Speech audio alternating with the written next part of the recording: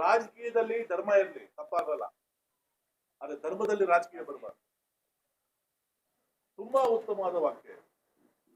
ರಾಜಕೀಯದಲ್ಲಿ ಧರ್ಮ ಬಂದ್ರೆ ತಪ್ಪೇನಿಲ್ಲ, ಯಾಕೆ ಅಲ್ಲಿ ತತ್ವಗಳು ಬರ್ತವೆ, ಒಳ್ಳೆತನ ಬರುತ್ತೆ, ಎಲ್ಲ ಬರುತ್ತೆ. ಆದರೆ ಧರ್ಮದಲ್ಲಿ ರಾಜಕೀಯ ಬಂದ್ರೆ ಧರ್ಮ ಹಾಳಾಗೋದು, ಅದು ಆಗ್ಬಾರ್ದು.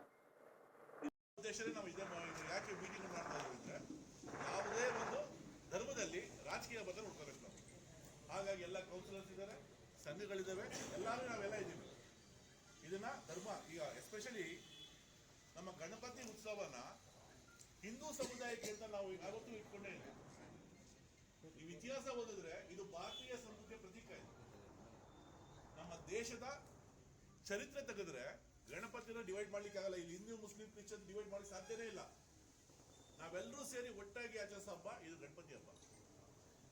ನಾವು ಚಿಕ್ಕದಿದ್ದಾಗ ನಾವು ನೋಡ್ತಾ ಇದ್ವಿ ಗಣಪತಿ ಯಾವ ರೀತಿ ನಮ್ಮ ದೊಡ್ಡವರೆಲ್ಲ ಗೊತ್ತು ನೋಡ್ತಿದ್ವಿ. ಒಂದು ಗಣಪತಿ ಮನೇಲಿ ಇಟ್ರೆ ಅವ್ರ ಪಕ್ಕದಲ್ಲಿ ಮುಸ್ಲಿಂ ಸಮುದಾಯ ಇರ್ಬೋದು, ಯಾರೇ ಇರ್ಬೋದು, ಎಲ್ಲ ಒಟ್ಟಿಗೆ ಆಚರಿಸ್ತಾ ಇದ್ವಿ. ಅವತ್ತು ನಾನ್ ವೆಜಿಟೇರಿಯನ್ 2 ದಿನ ಗಣಪತಿ ಬಿಡೋವರೆಗೂ ಯಾವುದೇ ಕೆಟ್ಟ ಮನೇಲಿ ಕುಡ್ತಾ ಗಿಡ್ತಾ ಏನೂ ಇರ್ತಿರ್ಲಿಲ್ಲ. ಮತ್ತೆ ಊರ್ ಗಣಪತಿ ಬಿಡಬೇಕಾದ್ರೆ ಇಡೀ ಊರು ಇವತ್ತು ಮಾಡ್ತಾರೆ, ಹೆಣ್ಮಕ್ಳು ಮಾಡ್ತಾರೆ. ಹೆಣ್ಮಕ್ಳು ಮಾತ್ರ ಸಮೃದ್ಧಿ ಉಳ್ಕೊಂಡಿದೆ, ಗಂಡಸಲ್ಲಿ ಇಲ್ಲ, ಅದು ಹೊರಟೋಗಿದೆ. ಮನೆ ಮುಂದೆ ಎಲ್ಲ ನೀರ್ ಹಾಕಿ ಸರ್ಮಲ್ಲಿ ಬಿಟ್ಟು ಊರ್ ಗಣಪತಿ ಬಿಡ್ತಾರೆ, ಅಥವಾ ನಿಮ್ಮ ಕೇರಿ ಗಣಪತಿ ಬಿಡ್ತಾರೆ. ಅದೆಲ್ಲ ಒಂದು ಪಾವಿತ್ರತೆ ಇತ್ತು. ಆದ್ರೆ ಇವತ್ತೇನಾಗಿದೆ ಅಂದ್ರೆ ಅದು ಪಾವಿತ್ರತೆ ಬರೀ ಹೆಣ್ಮಕ್ಳು ಮಾತ್ರ ಸೀಮಿತವಾಗಿದೆ, ಗಂಡಸರು ಕುಡಿದು ತೂರಾಡ್ತಾರೆ ಶುರುವಾಗಿದೆ. ಅಂಬೇಡ್ಕರ್ ಉತ್ಸವ ತಗೊಳ್ಳಿ, ಮೆರವಣಿಗೆ ತಗೊಳ್ಳಿ, ಕೆಂಪೇಗೌಡ ಉತ್ಸವ ತಗೊಳ್ಳಿ, ಎಲ್ಲ ತಗೊಳ್ಳಿ, ಅಥವಾ ನಮ್ಮ ಮೊಹರಮಲ್ಲಿ ಇದ್ರದ್ದು ಯಾವುದೇ ತಗೊಳ್ಳಿ. ನಮ್ಮ ಯುವಶಕ್ತಿ ಎಲ್ಲಿದೆಯಪ್ಪ ಅಂದ್ರೆ ಕುಡಿದು ತೂರಾಡೋದು ನೋಡ್ತಾ ಇದ್ವಿ. ಈ ಯುವಶಕ್ತಿ ಆಗಿರ್ಲಿಲ್ಲ. ಈಗಿರೋ ಯುವಶಕ್ತಿಯನ್ನು ನೋಡ್ತಾ ಹೋದ್ರೆ, ನಮ್ಮ ದೇಶ ಯುವಶಕ್ತಿ ನೋಡ್ತಾರೆ, ಗಾಂಜಾ ಕಾಣುತ್ತೆ, ಕುಡಿತ ಕಾಣುತ್ತೆ, ಮದ್ಯಪಾನ ಕಾಣುತ್ತೆ. ಎಲ್ಲಿಗೆ ಹೋಗ್ತಿದೆ ಯುವಶಕ್ತಿ ಅನ್ನೋದು ನಮ್ಗೆ ಗೊತ್ತಾಗ್ತಿಲ್ಲ. ಮಹಾತ್ಮ ಗಾಂಧೀಜಿಯವರು ಹೇಳ್ತಾರೆ, ಯಾವ ದೇಶ ಗಟ್ಟಿಯಾಗಿದೆ ಅಂದ್ರೆ ಎಲ್ಲಿ ಯುವಶಕ್ತಿ ಗಟ್ಟಿ ಇದೆಯೋ, ದೈಹಿಕವಾಗಿ ಹೇಳ್ತಾ ಇರೋದು, ದೈಹಿಕವಾಗಿ ಮಾನಸಿಕವಾಗಿ ಎಲ್ಲಿ ಯುವಶಕ್ತಿ ಗಟ್ಟಿ ಇರುತ್ತೆ ಆ ದೇಶ ಬಲಿಷ್ಠವಾಗಿರುತ್ತೆ. ಆದ್ರೆ ಭಾರತ, ನಮ್ಮ ದೇಶ, ನಮ್ಮ ಸಮಾಜ ಇವತ್ತು ಯಾವ ಕಡೆ ಹೋಗ್ತಿದೆ? ಪಾಶ್ಚಾತ್ಯ ದೇಶಗಳೆಲ್ಲ ಹಾಳಿದ್ದೋಗಿ ಇವತ್ತು ನಮ್ಮ ಕಡೆ ನೋಡ್ತಾ ಇದ್ದಾರೆ. ಭಾರತ ದೇಶ ಚೆನ್ನಾಗಿರ್ತದೆ, ನಾವು ಫಾಲೋ ಮಾಡೋಣ ಅಂತ. ಆದ್ರೆ ನಾವು ಉಲ್ಟಾ ಹೊಡಿತಾ ಇದ್ದೀವಿ. ಅವ್ರ ಸಂಸ್ಕೃತಿ ನಾವು ಫಾಲೋ ಮಾಡ್ತಾ ಇದ್ದೀವಿ. ನನ್ನ ನಿಮ್ಗೊಂದು ಬೇಡಿಕೆ, ಅಟ್ಲೀಸ್ಟ್ ಮುಳುಭಾಗದ ಇಡೀ ದೇಶದ ಸಮಸ್ಯೆ ಇದೆ, ನಿಮ್ಗೊಂದು ಮುಳುಭಾಗದ ಸಮಸ್ಯೆ ಅಲ್ಲ. ಯಾರು ಎಷ್ಟು ಜನಪ್ಪ ಇಲ್ಲಿ ಆರ್ಗನೈಸೇಷನ್ ಕೈತಿ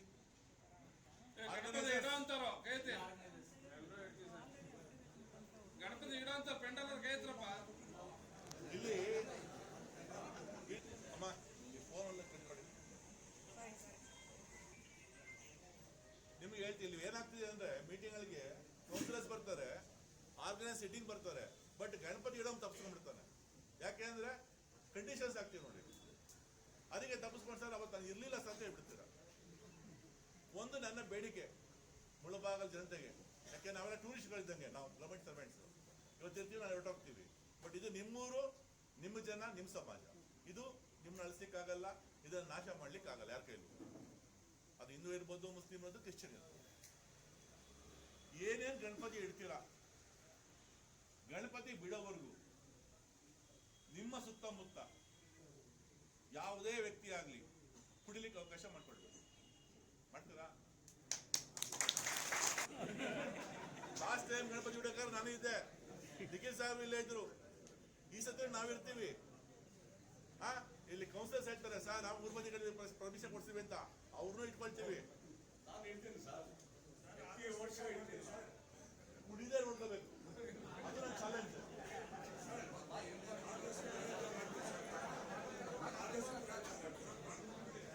ಕಷ್ಟ, ಬಹಳ ಕಷ್ಟ. ಯಾರು ಕೇಳ್ತಪ್ಪ,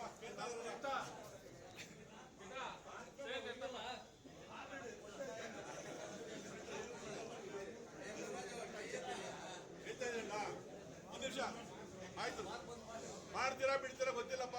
ಇದು ನನ್ನ ಬೇಡಿಕೆ, ನಿಮ್ಮ ಅಣ್ಣನ ಬೇಡಿಕೆ ಅಂತ ಇಟ್ಕೊಳ್ಳಿ. Second, last time Mulbagal Ganapati ಉತ್ಸವದಲ್ಲಿ ಏನ್ ಪ್ರಾಬ್ಲಮ್ ಇತ್ತು ಅಂದ್ರೆ 4 ಗಂಟೆಗೆ ಎತ್ತಿ ಸರ್ ಅಂತ ನೀವು ಟೈಮಿಂಗ್ ಕೊಡ್ತೀರಾ, 6 ಗಂಟೆ ಆದ್ರೂ ಇತ್ತಲ್ಲ. ನಾವೇನ್ ಮಾಡ್ಕೊಂಡಿರ್ತೀವಿ, ಇವತ್ತು ಒಂದು 15 ಗಣಪತಿ ಬಿಡ್ತಾರೆ ಅಂತ ಅನ್ಕೊಂತೀವಿ. 15 ಗಣಪತಿ ಟೈಮಿಂಗ್ಸ್ ಹಾಕೊಂಡ್ಬಿಡ್ತೀವಿ. ನೋಡಪ್ಪ ಈ 4 ಗಂಟೆ ಮುಗಿತೆ ಮುಗಿಸ್ಕೊಂಡು 6 ಗಂಟೆಗೆ ಇಲ್ವಪ್ಪ ಅಂತ ಹೇಳ್ತೀವಿ. ನೀವು 6 ಗಂಟೆ ಆದ್ರೂ ಇರ್ತಲ್ಲ, ಅಷ್ಟೊಂದು ಇನ್ನೊಂದು ಗಣಪತಿ ಬರ್ತಾ ಇರುತ್ತೆ ಪ್ರಶ್ನೆ. ಅಲ್ಲೊಂದು ರೂಟ್ ಕೊಟ್ಟಿರ್ತೀವಿ. ಆ ರೂಟ್ ಇಲ್ಲಿ ಹೋಗ್ಬೇಕಪ್ಪ. ಹಿಂದೆ ನಮ್ಗೆ ಸಮಸ್ಯೆ ಇರ್ತಿರ್ಲಿಲ್ಲ. ಮಸೀದಿಗಳು ಬಂದು 10 ಸತಿ ಗಣಪತಿಯವರು ಅವ್ರು ಬಂದು ಆಚರಣೆ ಮಾಡೋರು. ಇವತ್ತು ಸಮಾಜದಲ್ಲಿ ಅದೇ ಹೇಳ್ದಲ್ಲ, ಧರ್ಮದಲ್ಲಿ ರಾಜಕೀಯ ಬರುತ್ತೆ, ಅವಾಗ ಈ ವಿಜ್ಞಾಪನೆಗಳು ಬರುತ್ತೆ. ಸೊ ಈ ಸತಿ ನೀವೇನ್ ಟೈಮಿಂಗ್ಸ್ ಕೊಡ್ತಾರೆ ನೀವೇ ಡಿಸೈಡ್ ಮಾಡ್ಕೊಳ್ಳಿ. ಆರ್ಗನೈಸರ್ಸ್ ನೀವು ಟೈಮಿಂಗ್ಸ್ ಫಿಕ್ಸ್ ಮಾಡ್ಕೊಂಡು ಅರ್ಧ ಗಂಟೆ ಹೆಚ್ಚು ಕಮ್ಮಿ ನೀವು ಎತ್ತಲೇಬೇಕು. ಎತ್ತಲಿಲ್ಲ ನಾವೇ ಅವತ್ತೇನು ಮಾತಾಡಕ್ಕೆ ಹೋಗೋದ್ರ. ನೆಕ್ಸ್ಟ್ ಡೇ ನಿಮಗೆ ಗೊತ್ತಾಗುತ್ತೆ ಬಡವಣಿಗೆ ಅವಾಯ್ಡ್ ಮಾಡಬೇಕು, ನಾವು ಮಾಡ್ತೀವಿ. ಸೆಕೆಂಡ್, ಯಾವುದೇ ಒಂದು ಮೆರವಣಿಗೆ ಆಗ್ಬೋದು, ಗಣಪತಿ ಇಟ್ಟ ಮೇಲೆ ಆಗ್ಬೋದು, including Eid Milad. Last time ಇಲ್ಲಿ ಒಂದು ಮಾಡಬೇಕಾಯ್ತು ಈದ್ ಮಿಲಾದಲ್ಲಿ ಮೆರವಣಿಗೆನಲ್ಲಿ. ಆ ಜಾಗದಲ್ಲಿ ನಾನೇ ಇದ್ದೆ. ಅವರಿಬ್ರು ಕೂತ್ಕೊಂಡ್ಬಿಟ್ಟು ಹೇಳ್ಕೊಂಡ್ಬಂದು ಈಚೆಗೆ. ಆದ್ರೆ ಕೋಲಾರದಲ್ಲಿ ಅದು ಮಿಸ್ ಆಯ್ತು, ಸ್ಟಾಪಿಂಗ್ ಆಯ್ತು.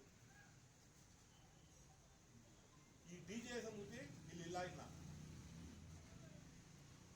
ನಮಗೆ ಡಿಜೆ ಬೇಡ, ಆಯ್ತು ಡಿಜೆ ಹಾಕ್ತೀರಾ ಹಾಕೊಳ್ಳಿ ಅಂತ ಹೇಳ್ತೀನಿ ನಾನು. ಬಟ್ ಗಣಪತಿ ಹಾಡುಗಳ ಮತ್ತೆ ಹಾಕ್ಬೇಕು, ಮತ್ತೆ ಅಲ್ಲಾಹ್ ಸಂಬಂಧಪಟ್ಟ ಹಾಡುಗಳಾಗ್ಬೇಕು. ಎಷ್ಟು ಕೆಟ್ಟ ಹಾಡುಗಳಾಗ್ತೀರಾ ಅಂದ್ರೆ, ಅಂಬೇಡ್ಕರ್ ಜಯಂತಿ ಉತ್ಸವದಲ್ಲಿ ನೋಡ್ತಾ ಇದ್ದೀವಿ ಎಷ್ಟು ಅಸಹ್ಯ ಆಗುತ್ತೆ ಅಂದ್ರೆ. ಅಂಬೇಡ್ಕರ್ಗೂ ಹಾಡುದು ಏನ್ ಸಂಬಂಧ? ನೀವೊಬ್ಬರೇ ಅಂತ ಹೇಳ್ತಿಲ್ಲ, ಈ ರಾಜ್ಯಾದ್ಯಂತ ನೀವೆಲ್ಲೇ ಹೋಗಿ, ಯಾವುದೇ ಮೆರವಣಿಗೆಗಳು ಹೋಗಿ ಅಸಹ್ಯವಾಗಿರುತ್ತೆ. ಅಲ್ಲಿ ಮುಂದೆ ಅಂಬೇಡ್ಕರ್ ಫೋಟೋ ಇಟ್ಟಿರ್ತೀರಾ, ಕೆಂಪೇಗೌಡರು ಫೋಟೋ ಇಟ್ಟಿರ್ತೀರಾ, ಗಣಪತಿ ಸ್ಟ್ಯಾಚ್ಯೂ ಇರುತ್ತೆ. ಅಷ್ಟು ಪವಿತ್ರದೆಲ್ಲ ಕೈ ಮುಗಿತೀರಾ, ಅಯ್ಯೋ ನಮ್ಮ ಗಣಪತಿ ಬೇಡ ನಾನು ಹೊಡೆದ್ಬಿಟ್ಟ ಅಂತ ಹೇಳ್ತೀರಾ. ಆ ತಾಕತ್ ಇರೋರು ಕುಡಿದೇ ಡ್ಯಾನ್ಸ್ ಮಾಡೋದಕ್ಕೆ ಕೇಳ್ಕೊಂಡು ನಿಮ್ಗೆ ಡಿಜೆ ಹಾಕ್ಬೇಕು? ಯಾಕೆ ನೀವು ಭಕ್ತಿ ಗೀತೆ ಹೇಳ್ಬಾರ್ದು? ಯಾಕೆ ನೀವು ಮೊಹಮ್ಮದ್ ಪೈಗೆ ಸಂಬಂಧಪಟ್ಟ ಅಲ್ಲ ಸಂಬಂಧಪಟ್ಟಿಗೆ ಯಾಕೆ ಹಾಡು ಹೇಳ್ಬಾರ್ದು? ಏನು ಬೇಕು ನಿಮಗೆ ಡಿಸ್ಕೋ ಸಾಂಗ್ಗಳು? ನಾಚಿಕೆ ಆಗಬೇಕು ನಮ್ಮ ಯುವ ಸಂಘಕ್ಕೆ. ಇದಕ್ಕೆ ನಾವು ದೊಡ್ಡವ್ರು ಬೆಂಬಲ ಕೊಡ್ತೀವಿ. ಯಾಕೆ ಹೇಳಿ, ನೀವು ಬೇಡಪ್ಪ ಅಂದ್ರೆ ಅವನ ಜೊತೆ ಹೋಗಲ್ಲ. ನೀವು ಲೀಡರ್ ಸರಿ ಇಲ್ಲಪ್ಪ ಅಂತೀರ. ನೀವೇನ್ ಹೇಳಿದ್ರು ಡಿಜೆ ಕೊಡ್ಬೇಕು, ಕುಡಿಯಕ್ಕೆ ದುಡ್ಡು ಕಡಿಸ್ಬೇಕು, ಎಲ್ಲ ಮಾಡಿದ್ರೆ ಆ ಲೀಡರ್ ಎಕ್ಸಲೆಂಟ್. ಮಾಡ್ಲಿಲ್ವಾ ಇವ್ನು ಗಾಂಧಿವಾದಿ, ಯಾರು ಓಟ್ ಹಾಕ್ಬೇಡಿ ಇರ್ಬೇಕು. ಇದು ಇವತ್ತಿನ ಸಮಸ್ಯೆ. ಅದಕ್ಕೆ ಹೇಳಿದ್ರೆ ಇವತ್ತು ಮಹಾತ್ಮ ಗಾಂಧಿ ಬಂದು ಎಲೆಕ್ಷನ್ ನಿಂತ್ಕೊಂಡ್ರು ಡೆಪಾಸಿಟ್ ಕಳ್ಕೊಳ್ತಾರೆ. ಯಾಕೆಂದ್ರೆ ಇವೆಲ್ಲ ಮಾಡೋದಿಲ್ವಲ್ಲ. ನಾವೇ ಒಂದು ಶುರು ಎಲ್ಲಿಂದ ಮಾಡಬೇಕು? ಮುಳುಬಾಗಿಲಿಂದ ಶುರು ಮಾಡಿ ಒಂದು ಮಾದರಿಯಪ್ಪ ಅಲ್ಲಪ್ಪ. ಇಲ್ಲಿ ಆಯ್ತು ಒಂದು ಮಾದರಿ, ಮಾಧ್ಯಮದವರು ಇಲ್ಲೇ ಇದ್ದಾರೆ. ಇಂಥ ಒಂದು ಊರಿನಲ್ಲಿ ಈ ರೀತಿ ಯುವಶಕ್ತಿ ಇಂಥ ಒಂದು ಸಂಪ್ರದಾಯ ಹಾಕೊಂಡಿದ್ದಾರೆ. ಇದು ಇಡೀ ಭಾರತಕ್ಕೆ ಒಂದು ಮಾದರಿ ಅಂತ ಬರಲಿ ಅಂತ ನಾನು ಇಷ್ಟಪಡ್ತೇನೆ. ಮಾಡೋದು ಬಿಡೋದು ನಿಮ್ಮ ಇಚ್ಛಾಶಕ್ತಿ. ನಾವು ಬಿಡಿ, ಮಾಡಿ ಬಿಡಿ, ನಾವು ತಿಳ್ತೀವಿ ಪೊಲೀಸ್ನವರು 24/7 ನಮ್ಮ ಕೆಲಸನೇ ಅದು.